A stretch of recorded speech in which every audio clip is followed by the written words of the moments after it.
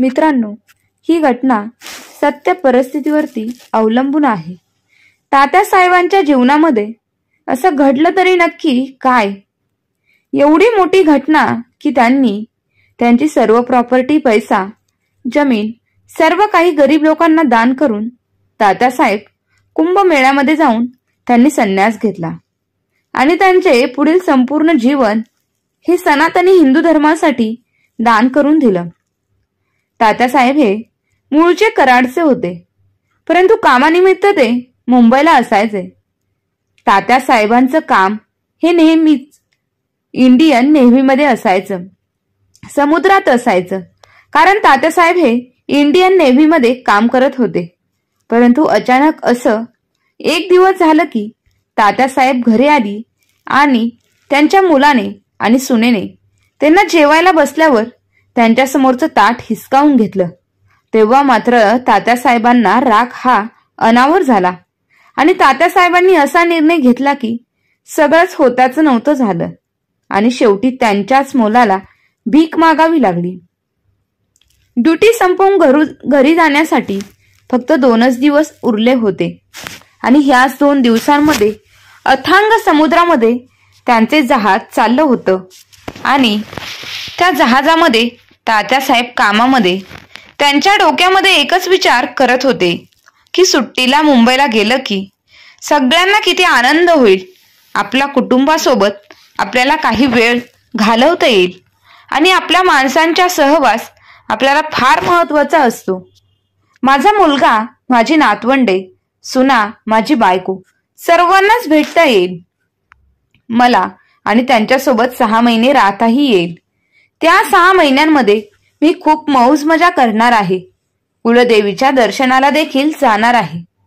त्याशिवाय सहकुटुंब सहपरिवार जाणार आहे.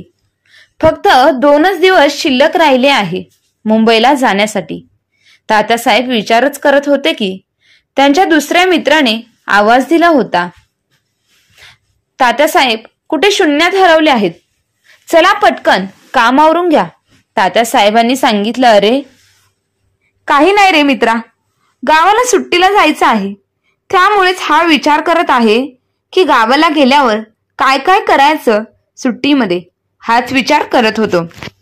अरे मित्रा बघ ना, आपण 6 महिने गावाला जातो आणि 6 महिने इकडे राहतो, परंतु हे कामाचे 6 महिने आपल्याला किती जड जातात, परंतु सुट्टीचे 6 महिने किती पटकन निघून जातात ना. असं वाटतं की अजून किती दिवस घरी राहावं. हो ना यार, ते पण खरंच आहे बरं. मित्रा बस आता, 2 दिवसातच सुट्टीवर जाणार आहेस, त्यामुळे आता घराची स्वप्न तू मला जास्त दाखवू नकोस, कारण माझी सुट्टी आता पुढे आली आहे.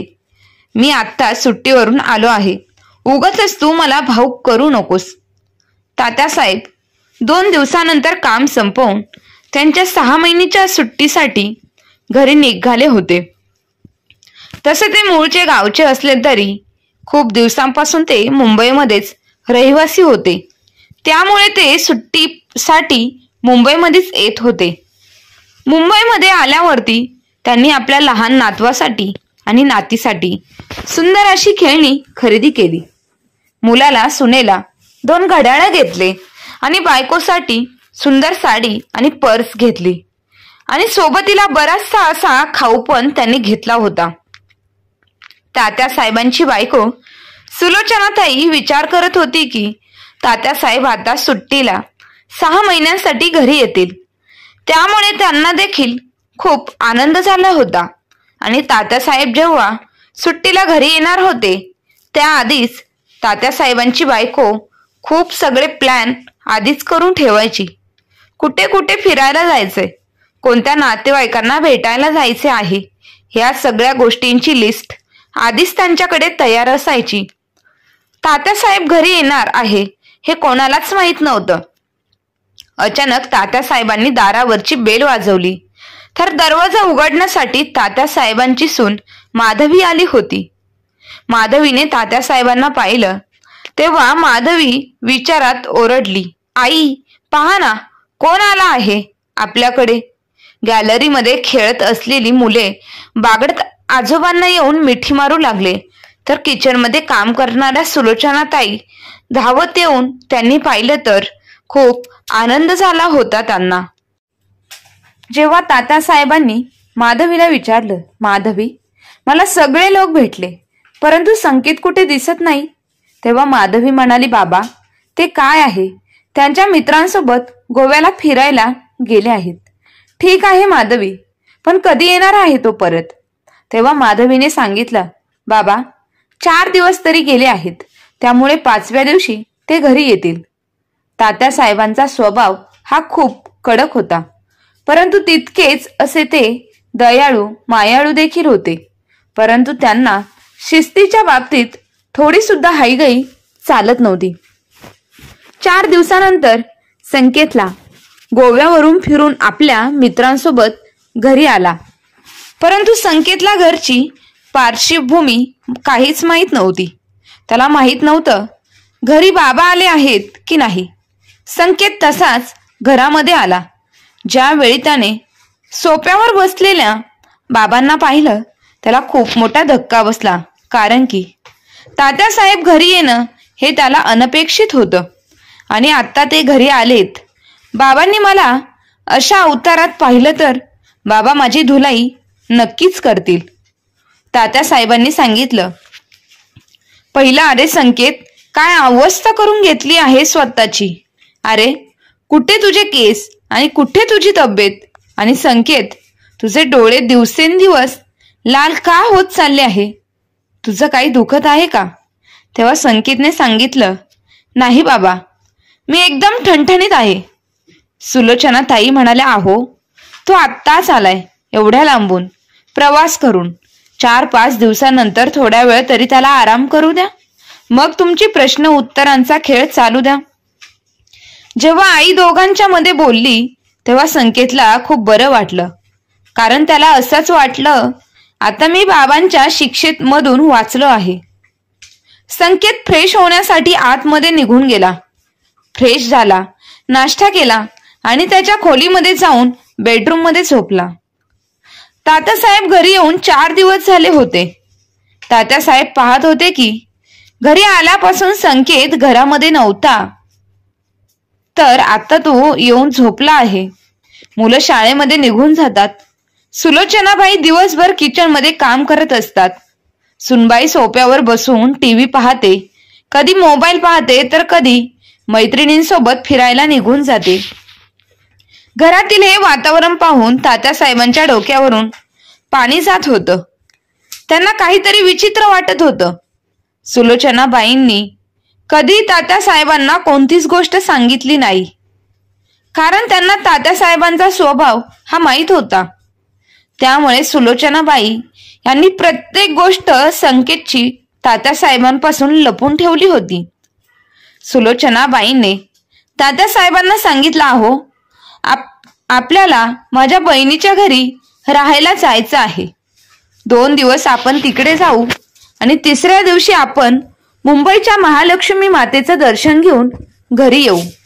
तात्यासाहेब म्हणाले, जी राणी सरकार, जशी तुमची आज्ञा, जाऊया आपण. संध्याकाळच्या 4च्या ट्रेनने तात्यासाहेब आणि सुलोचनाबाई घरामधून सुलोचनाबाईंच्या बहिणीच्या घरी निघाले होते. बहिणीच्या घरी पोहोचल्यानंतर लगेचच त्यांच्या सुनेने त्यांना चहा पाणी दिला.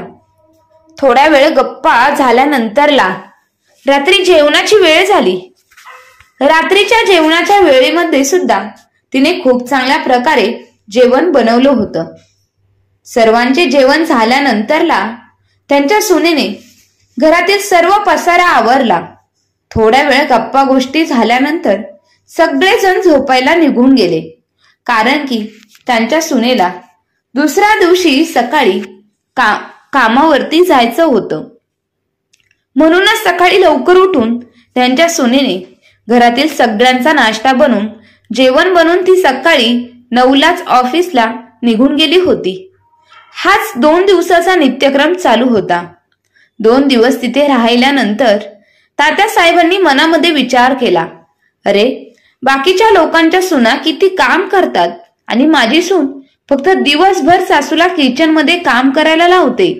ही मात्र सोफ्यावरती बसून टीव्ही पाहत मोबाईल पाहत बसते.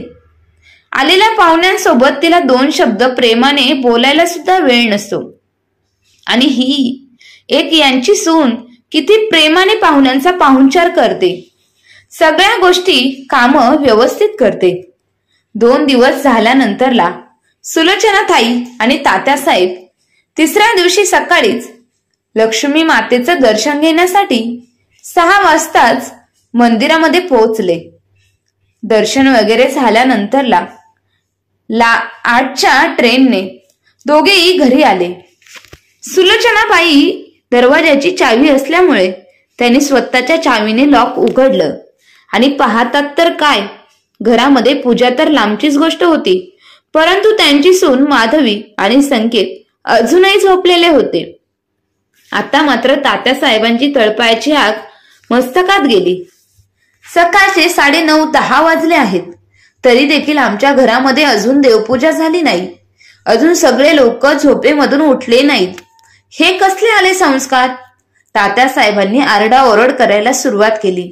तात्यासाहेबांच्या बोलण्याने त्यांची सून माधवी आणि संकेत झोपेमधून जागे झाले आणि तात्यासाहेबांना आणि सुलोचनाबाई यांना घरात आलेलं पाहून त्यांना खूप मोठा धक्का बसतो. पटकन उठून त्यांनी अंथरुणाच्या घड्या मारून फ्रेश होऊन काम आवरायला सुरुवात केली होती. मात्र तात्यासाहेबांची बडबड ही चालूच होती. सुलोचनाबाई ह्या गप्प शब्द घेऊन मुकाट्याने बसल्या होत्या, कारण त्यांच्यासाठी हे काही नवीन नव्हतं, परंतु तात्यासाहेबांसाठी हे मात्र नवीन होतं. त्यांना या सगळ्या गोष्टींची माहिती नव्हती. तात्यासाहेबांनी संकेतला विचारलं, का रे संकेत, माधवी कामाला जात नाही हे ठीक आहे, परंतु आता 10:30 वाजले आहेत आणि मी आल्यापासून पाहते तू एकही दिवस मला ऑफिसला जाताना दिसला नाही. संकेत म्हणाला, ते काय आहे ना बाबा, असं बोलता बोलता त्याची ततमम झाली. त्याच वेळी सुलोचनाबाईंनी वेळ मारून नेली, परंतु सुलोचनाबाईंना आता प्रश्न पडला होता. हे रोजच झालं आहे आणि आमच्यात आहोत 6 महिन्याला सुट्टीला आले आहे आणि हे सगळं 6 महिने कसं चालणार आहे? कारण त्यांना देखील ह्या गोष्टीचं टेन्शन आलं होतं. कारण संकेत हा जॉबला जात नसून तो घरीच राहतो आणि तात्यासाहेबांनी दिलेल्या पैशांवरती ते दोघेही मौज मजा करत आहे. परंतु ही गोष्ट जर त्यांना समजली तर काय होईल? त्यामुळे संकेतने एक निर्णय घेतला, कपड्यांच्या दुकानात काम करायला जाणे. तसं पाहिलं तर संकेतचं शिक्षण हे झालं होतं बऱ्यापैकी, परंतु नेहमीच काठावर पास होऊन कॉपी करून पास झाला असल्यामुळे त्याला नॉलेजचा कोणताही भाग नव्हता. त्यामुळे अशा लोकांना कामावरती तरी कोण घेणार, म्हणून संकेतला जॉब देखील मिळत नव्हता. माधवीने त्याची घरची परिस्थिती पाहून आणि प्रॉपर्टी पाहूनच संकेत सोबत लग्न केलं होतं. तिला त्याच्या पैशांसोबतच देणं घेणं होतं, बाकी तिला काहीच नको होतं. म्हणूनच माधवीने संकेत सोबत लग्न करण्याचा विचार केला होता. तात्यासाहेब मुंबईला राहण्यासाठी आले असल्यामुळे घरातील खर्च ते स्वतः सर्व करत होते. घरात काय हवं नको असेल तर ते स्वतः आणत होते.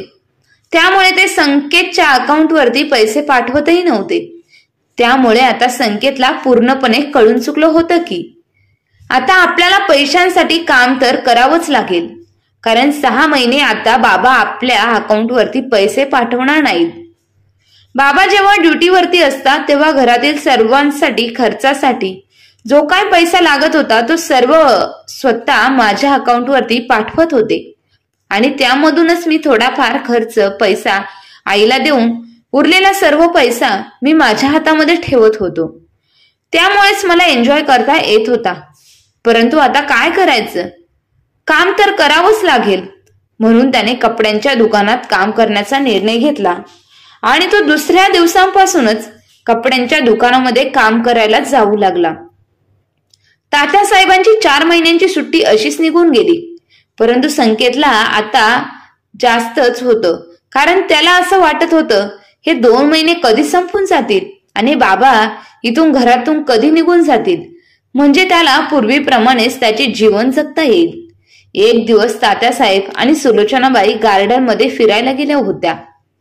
तेव्हा तात्यासाहेबांनी विषय काढला, सुलोचनाबाई, तुम्ही माझ्यापासून कोणती तरी गोष्ट लपवत आहे, मला तुम्ही सांगा. तेव्हा सुलोचनाबाई यांनी सांगितलं, नाही अहो, मी कोणती गोष्ट तुमच्यापासून कधी लपवते का?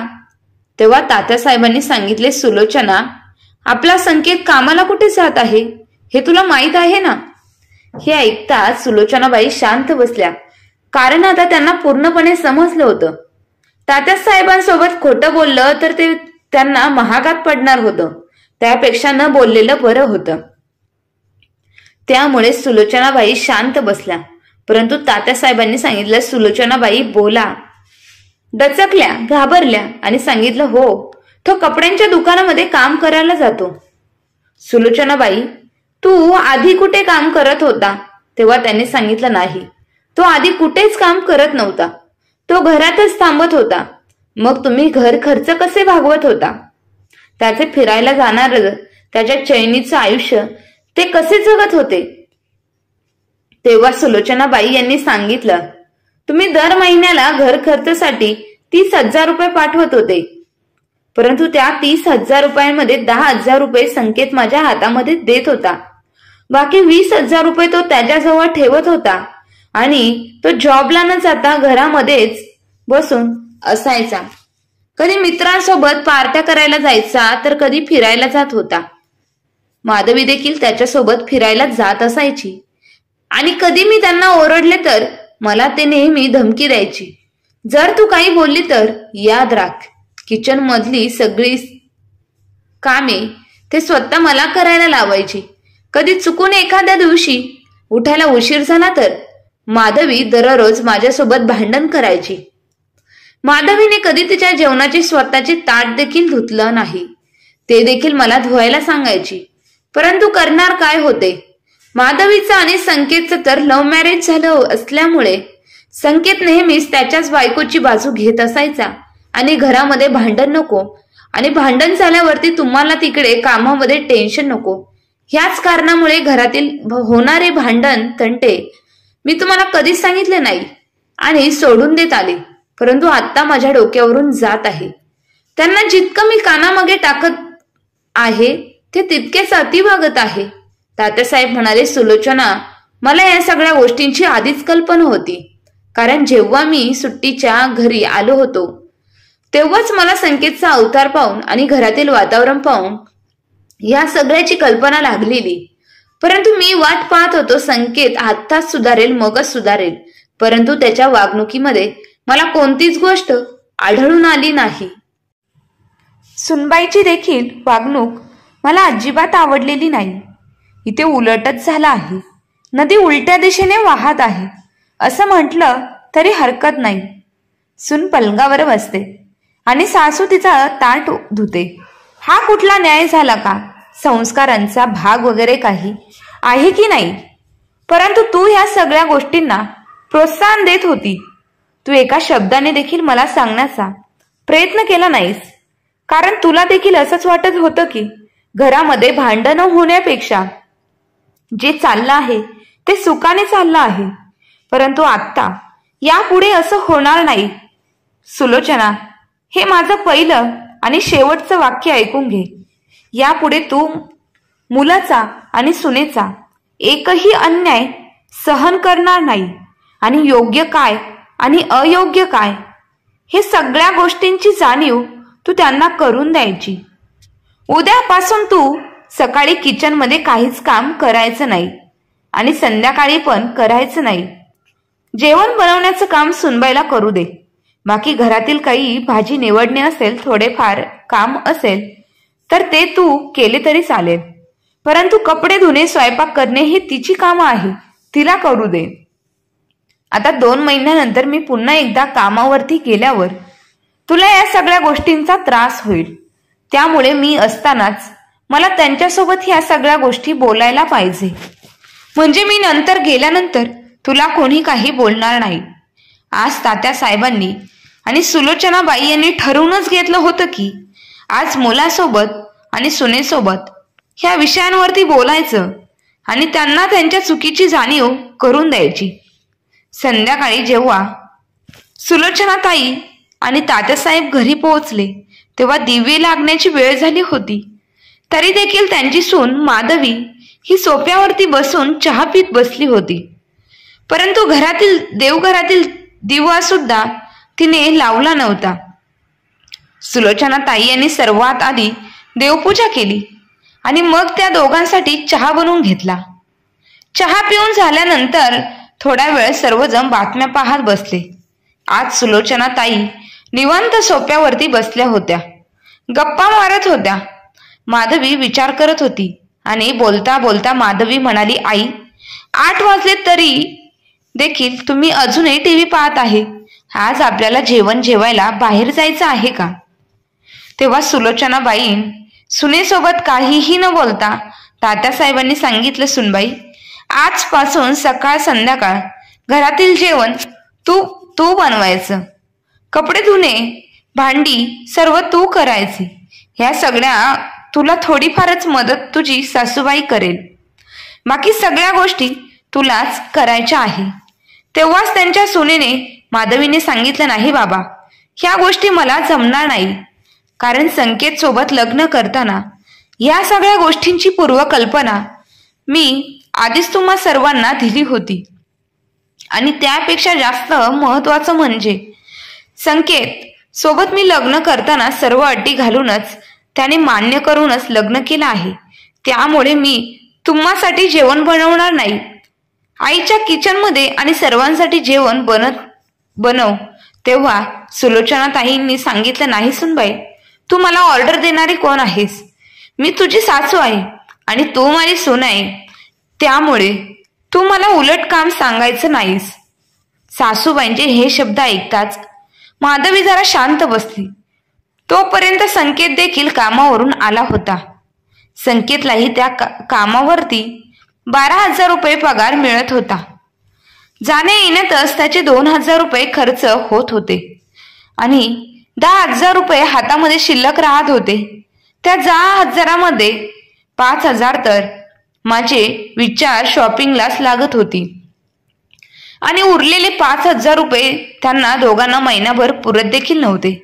संकेत आल्यानंतर माधवी संकेतला सांगितले, संकेत, लग्न करतानाच मी तुला सांगितलं होतं की मी तुझ्या घरातील कामं करणार नाही. मी तुझ्या घरातली कामवाली बनून नाही तर मी तुझी राणी बनून येणार आहे. त्यामुळे तुला घरातील कामं करायची असेल तर तू कर, नाहीतर तुझ्या आईला करायला सांग. हे शब्द माधवीच्या तोंडातून निघतच असताना तात्यासाहेबांनी सांगितलं, माधवी, तोंड सांभाळून बोल. आपण कोणाबद्दल बोलत आहे? मोठ्या माणसांची काही मान मर्यादा आहे की नाही? तुला जेवण बनवायचं नसेल तर बनवू नकोस, पण यापुढे तुम्ही सोय लावा.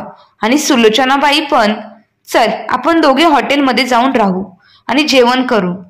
माधवी म्हणाली, ठीक आहे, तुम्हाला बाहेर जाऊन जेवण करायचे असेल तर तुम्ही जेवू शकता. आम्ही देखील बाहेर जाऊन जेवण करू. माधवीने संकेतचा हात धरला आणि मुलांना घेऊन ती हॉटेलमध्ये बाहेर जेवण करण्याला निघून गेली.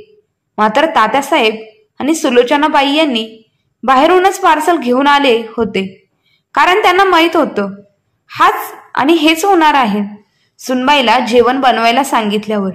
त्यामुळे दोघींनाही आनंदामध्येच घरी जेवण केलं. संकेत आणि माधवी जेवायला गेल्यानंतर हॉटेलचं बिल 1,200 रुपये झाले. हॉटेलचे बिल तर संकेतने दिलं होतं, परंतु आता त्यांच्या खिशामध्ये 1 रुपया सुद्धा राहिला नव्हता आणि जे 600 रुपये राहिले होते त्याला ते अजून 15 दिवस घालवायचे होते. दुसऱ्या दिवशी देखील सकाळी सुलोचनाबाईंनी घरामध्ये जेवण बनवलं नाही आणि माधवीने देखील बनवलं नाही. तेव्हा तात्यासाहेबांनी घरामध्ये जेवण ऑर्डर केले आणि मुलांसमोर आणि सुनेसमोर जेवायला बसले आणि नातवंडांना देखील जेवायला घातलं. मात्र सून आणि मुलगा तसाच उपाशी राहिले, कारण संकेतच्या खिशामध्ये पैसे संपून गेले होते.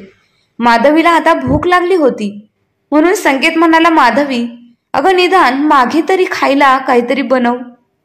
तेव्हा माधवीने जाऊन पाहिलं तर डब्यामध्ये मॅगी सुद्धा नव्हती. संकेत शेजारच्याच किराणा दुकानामध्ये जाऊन उधार 2 पॅकेट मॅगीचे घेऊन आला. त्यानंतर माधवीने मॅगी बनवून दोघांनीही खाल्ली. हा सगळ्या वातावरणामध्ये माधवीने आता घरामध्ये भांडण करायला सुरुवात केली होती. संकेत देखील खूप परेशान नशेच्या आहारी गेला होता. तो घरामध्ये दररोज दारू पिऊन येत होता. दारू पिऊन पिऊन त्याचे डोळे लाल झाले होते आणि त्याच्या शरीरामध्ये त्राण देखील उरला नव्हता काम करण्यासाठी. तरी देखील माधवीने संकेतला काहीही न बोलता घरामध्ये फक्त बसून असायची. एक दिवस संकेत नाही त्याच्या बाबांना सांगितलं, बाबा मला खर्च करण्यासाठी पैसे द्या, माझ्याकडे 1 रुपया देखील नाही राहिला. तेव्हा तात्यासाहेबांनी सांगितलं, नाही देणार, तू तुझ्या हाताने काम कर आणि खा. आजपर्यंत तुझ्या शिक्षणासाठी मी भरपूर काही केलं, भरपूर काही खर्च केला. आजपर्यंत मी नोकरी करत असताना प्रत्येक वेळी तुझ्या अकाउंटवरती पैसे महिन्याला 30 ते 40 हजार रुपये सेंड करत घराच्या खर्चासाठी पाठवत होतो.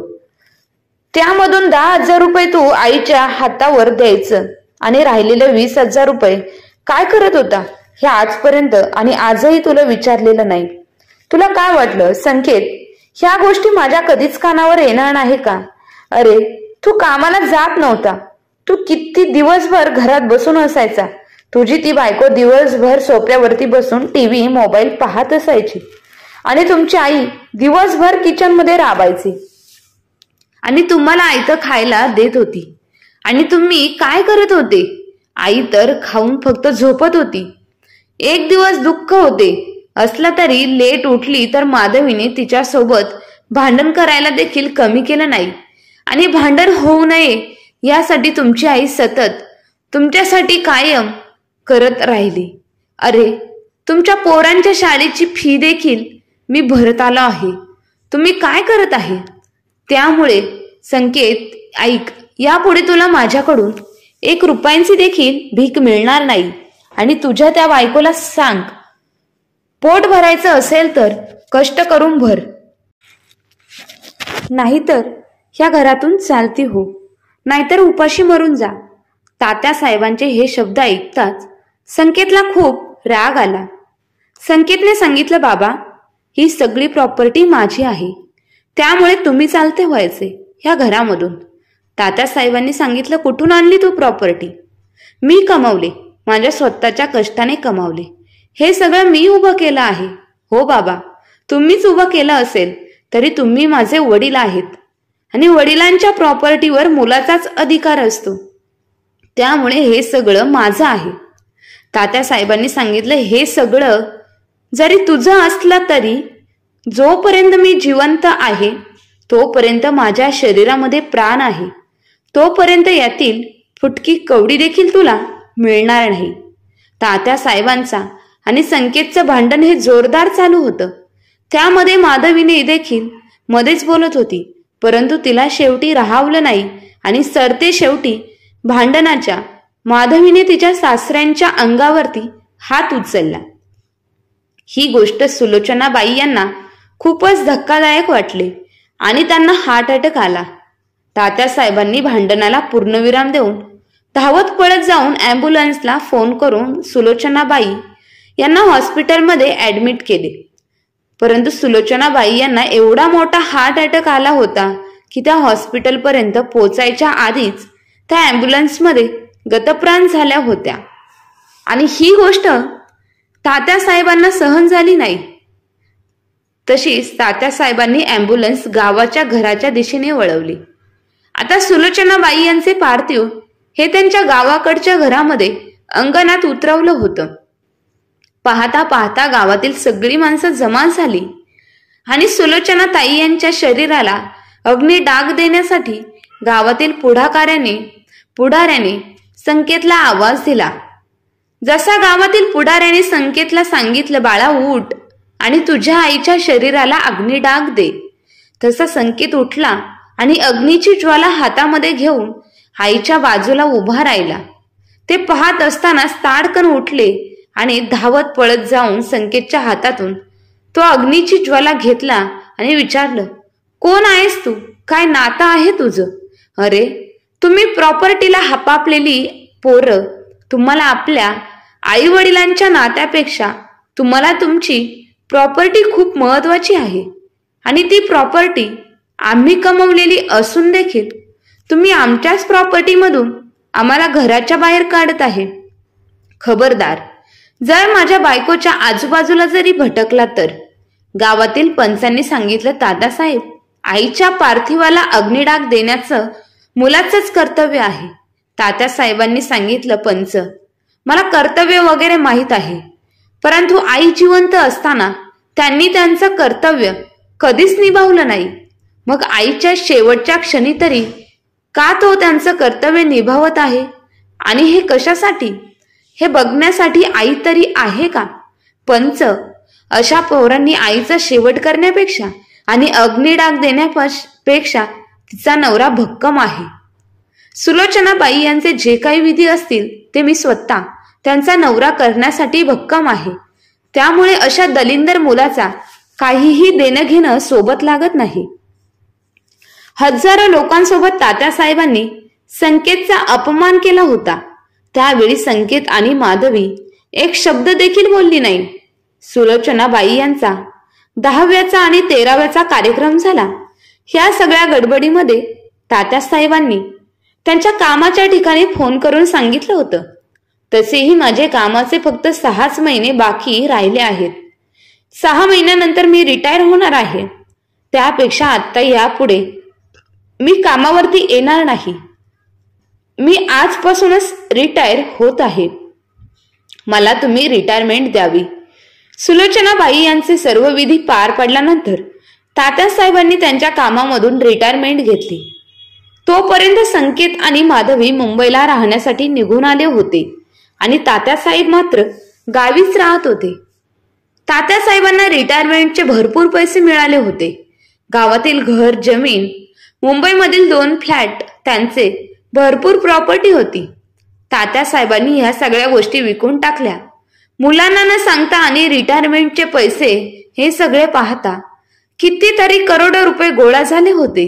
आणि ह्या सगळ्या पैशांची तात्यासाहेबांनी अनाथ आश्रमाला आणि वृद्धाश्रमाला दान देऊन टाकले. आणि तात्यासाहेबांनी तर महिन्याची पेन्शनही मिळत होती. तात्यासाहेबांनी गावकऱ्यांना सांगितलं, ह्या सगळ्या गोष्टी मी विकून टाकल्या आहेत, परंतु आज मला तुम्हा सर्वांनी आनंदाने निरोप द्या, कारण मी आज प्रयागराजला जाऊन मी त्या कुंभमेळ्यामध्ये साधू संतांमध्ये जाऊन आज संन्यास घेणार आहे.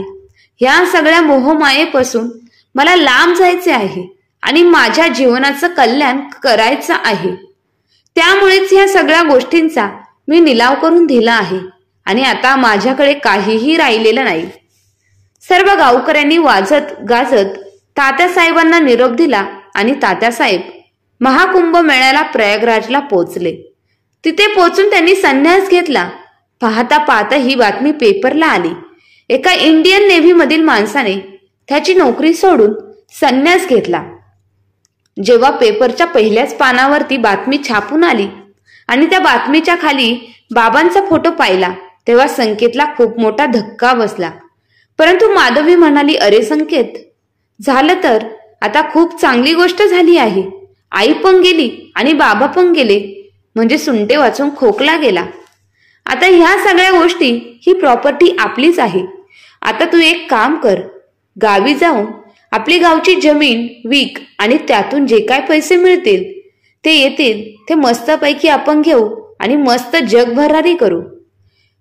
पण 15 दिवसातच मुंबईमधील 2 घरांची नोटीस संकेतला मिळाली आणि ते घर खाली करण्यासाठी सांगितलं होतं. माधवीला खूप मोठा धक्का बसला. संकेतला देखील काय करावे समजेना, कारण त्यांनी जे स्वप्न पाहिलं होतं त्या सगळ्या स्वप्नांचा चुराडा झाला होता आणि कोर्टाच्या लोकांनी त्यांना 2 दिवसात घर खाली करायला सांगितलं होतं. आणि जर तुम्ही घर खाली केलं नाही तर आम्ही तुमचं सामान रस्त्यावर फेकू आणि तुम्हाला रस्त्यावरती काढू. त्यापेक्षा तुम्ही तुमच्या मनाने ह्या घरातून चालते व्हा. आता संकेत आणि माधवी पूर्णपणे रस्त्यावर आली होती आणि तात्यासाहेबांनी त्यांच्या जीवनाचे कल्याण करून घेतलं होतं. तात्यासाहेबांना त्यांच्या पेन्शनचे पैसे खर्च करण्यासाठी मिळत होते आणि ते आपले जीवन आनंदाने जगत होते. तर मित्र आणि मैत्रिणींनो, वडिलांच्या प्रॉपर्टीवर आयते बसून खाणाऱ्या सुनेला आणि मुलाला तात्यासाहेबांनी धडा शिकवायचं ठरवलं होतं, परंतु त्यामध्ये त्यांच्या बायकोचा बळी गेला. परंतु तरी देखील तात्यासाहेबांनी त्यांच्या मुलाला आणि सुनेला धडा शिकवला आणि त्यांना रस्त्यावरती भीक मागवायची वेळ आणून ठेवली. स्वतः मात्र आनंदाने जीवन जगत होते. आई, याबद्दल तुमचं काय मत आहे आणि तात्यासाहेबांचा निर्णय तुम्हाला कसा वाटला हे कमेंट करून नक्की कळवा. आणि कथा आवडली असेल तर आपल्या चॅनलला लाईक, शेअर, सबस्क्राईब नक्की करा. धन्यवाद.